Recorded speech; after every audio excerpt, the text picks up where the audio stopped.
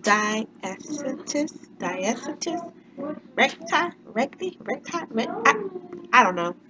I don't know. It's something I can't pronounce it. Listen to this. Listen to this. Can y'all hear? Diastasis. Okay. Diastasis. Diastasis. Diastasis. Di. Diastasis. Diastasis. Diastasis. Recti. All right. So hopefully that makes some sense to you. So anyways, yeah, this video is about a condition. It is a condition that a lot of men also suffer from. It's called diastasis recti. I don't know, I can pronounce it, but you'll see the word somewhere here on the screen, and I'll have some links down below to the information. So yes, I have it. Basically what it is you have abdominal muscles, right? And they come together like this. And you know, that's where you'd be like, oh, you got a six pack or whatever. So they come together like this. Well, when you gain weight rapidly, or after, or you have a pregnancy, or you drink a lot, there's this number of reasons that can cause it. Sometimes babies can be born with it. So basically, it's just a separation of muscles, and you get a bulge. The bulge is the organs that your muscles protect, because your muscles, these are your muscles in your stomach coming together like this, and behind those muscles is all your organs. Now these muscles protect your organs, but when you have like a stomach that bulge, where they call it like the pregnancy stomach, like where you mistake people and you be like, oh my God, what are you expecting? And they be like, I ain't pregnant. And you be like, oops. Or when people walk up to you, like, oh my gosh, when is the baby due? And you be like, what baby? I ain't pregnant. Yeah, that happens to me. I have this condition, diastasis recti. I don't know how to pronounce it for the life of me. I don't, but I have the condition. It's been confirmed by my doctor. It's something that I lived with for some time and didn't even know I had it. So, I was after I had Braylon. He was a big baby. He was 9 pounds 2 ounces 5. Snapped back real quick. Then after that, I had the twins. When I had the twins, when I tell you they stretched me out beyond stretchability, like they stretched me out that I begged my, please take them out of me. My stomach was burning. Literally, my stomach felt like it was burning. Um, but anyways, and then I had another baby, Donovan, and I carried a lot of fluid. I had too much amniotic fluid, if I say that right. And so with all of that, weight gain, and then on top of that, having 3 C-sections, my muscles have come apart like this. And so I have, between my muscles, I have this bulge coming through, which is my organ. So it gives me this pregnant look. So, you know, it's funny because people be like, if you just eat right, if you just eat right, if you just eat right, if you eat right, if you exercise, if it's any exercises are not going to work. So that's what I come to talk to you guys about today. I'm going to insert some pictures, so you can get a visual of what I'm talking about when I'm talking about this critical thing. Um,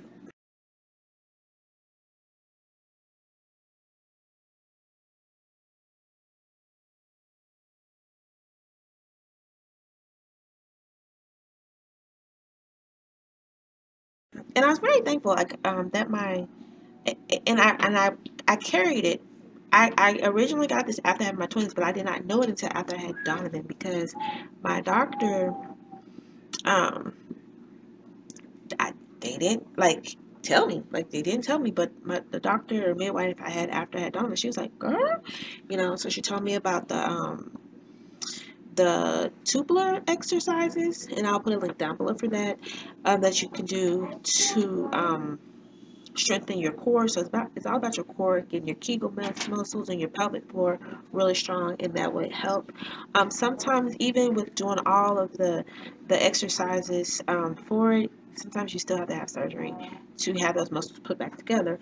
But here's some signs to look for. And of course, you can try to self-diagnose yourself, but it's always best to get a doctor's opinion.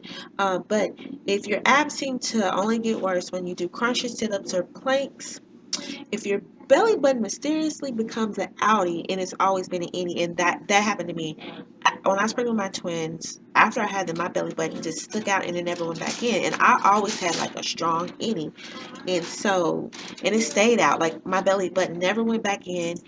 It had just kind of started going back in right before I got pregnant with Donovan, and then it came back out, and then I started doing these transverse abdominal exercises, and it started to come together. So if y'all want to see me demonstrate these exercises, if you want to see me demonstrate the check on myself, let me know down below, and I'll be happy to record that video for y'all. I'll get in my workout clothes and do that for you. But yeah, so that's one to look out for if your belly button becomes an outie, but it's always been an innie. If your lower back always bothers you or goes out, like oh, my back went out, you know what I'm saying? If you pee in your pants every time you sneeze, or you cough, laugh, stand up, sit down, If you've ever had abdominal surgery, ever given birth, and your middle is still like muddly, like you still have that like muddly, ooshy gooshy, like feeling in the middle. Those are some symptoms to look for. And then I'm going to put some pictures here so you can get a visual what I'm talking about. Um, and then, like I said, if you want to know how to check to see if you have it, let me know, and I'll be happy to demonstrate that for you. As a matter of fact, I might just do it in some of this video. I don't know. We'll see. Okay, so if you discover that you have an abnormal wide, deep space between the two sides of your abs, you should avoid crunches, sit-ups, big twists, and full prone planks. So you have to learn how to engage your core properly, and your dias will narrow and go back in. And yeah, so there are exercises to do to strengthen the floor of your pelvic with muscles without making it worse. So hopefully this video is helpful to somebody.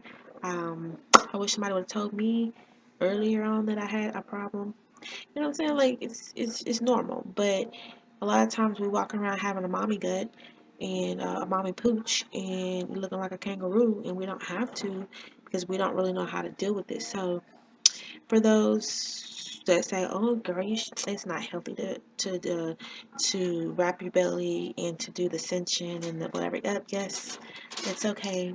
It helps me. It helps pull those muscles together while I work out, and it gives me the support that I need.